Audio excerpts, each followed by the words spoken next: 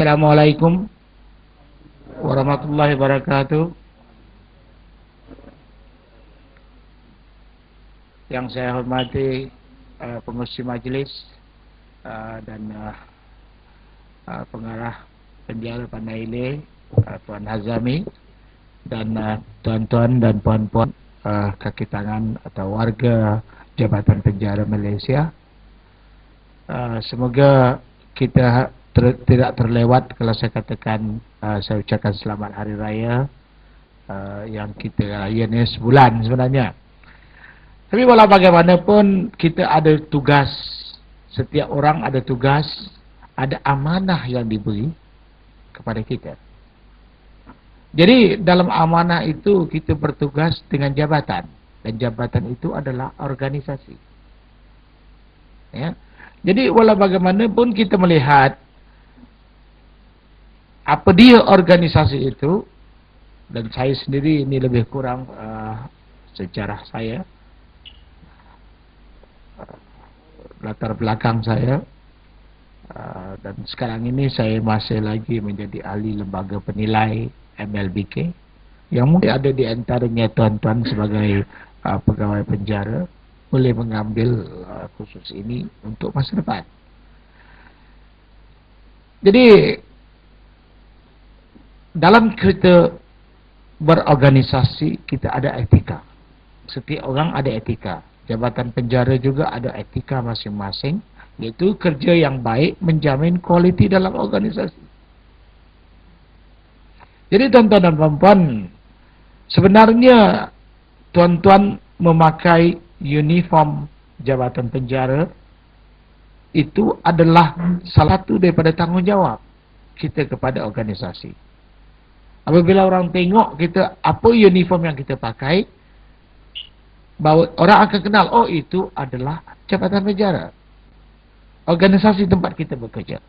Apabila dikatakan organisasi tempat bekerja, segala apa perilaku kita akan dilihat oleh orang luar atau siapapun, dan dia tak kata si A, tapi dia kata organisasi itu, karena kita adalah wakil kepada atau orang yang berkhidmat dalam organisasi itu.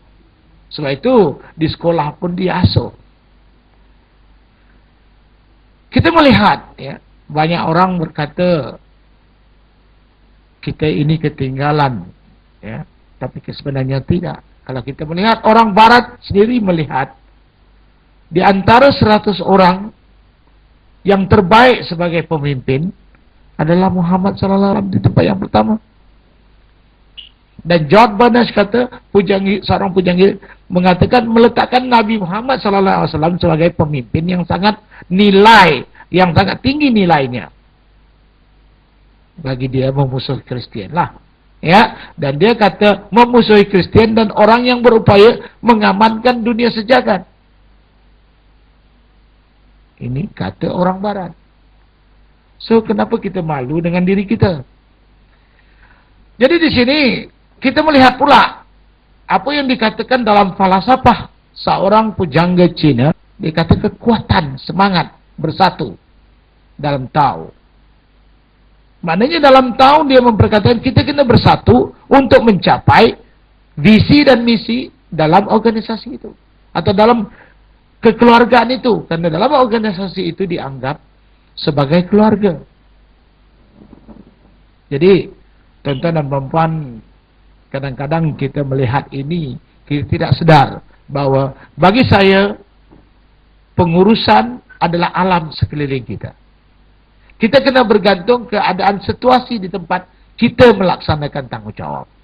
Kita cepat adopt atau kita cepat mengambil kira ya, apa yang ada di sekeliling kita atau di jabatan kita. Sebab itu dalam pepatah Melayu dia kata ya, apabila kita masuk kandang kambing kita mengembek, masuk kandang kau kita menguak, kan? Dan masuk kandang lembu kita mengemuh dan seterusnya. Ya. Tak tahulah tu. Itu kalau masuk ke kandang sini tu tak apa nak bunyi pula. Saya tu dia tak berbunyi dah. Dia senyap. Jadi tuan-tuan dan puan, dalam pengurusan organisasi ini, ya, sebenarnya kita adalah satu family. Ya, bagi saya masih lagi ingat masa saya mentadbir di German organization dulu. Bagi saya sentiasa berkata dengan kaki tangan saya, kita semua adalah sama. Cuma pangkat kita adalah material status. Ya, maknanya pangkat ini melambangkan bahawa itu adalah pemberian atau lantikan yang mana orang bukan menghormat kita secara total, tetapi hormat pangkat yang kita pegang. Walaupun itu saya katakan, walaupun orang yang menjadi ketua kita itu adalah anak kita, tetapi dalam organisasi, saya rasa dalam organisasi beruniform, iaitu seludap wajib. Bukan you seluk anak you, tapi you seluk pangkat yang dia pegang. Kerana dia adalah ketua dalam organisasi itu. So, kita kena respect.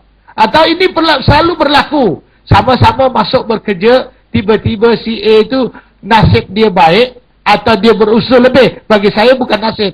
Dia berusaha lebih, dia ke depan. Then you have to respect dalam kerja. Dan selalu berlaku, alah, dia duduk dengan aku masa training dulu, sama je lah, kata dia. Ya, masa training mungkin sama, pada masa itu kita serupa. Tetapi apabila dah bekerja, mungkin dia dinilai. Sama ada dia mampu melaksanakan lebih baik daripada kita. Sebab itu, Tuhan izinkan dia supaya ke atas. Dan menjadi pemimpin kita.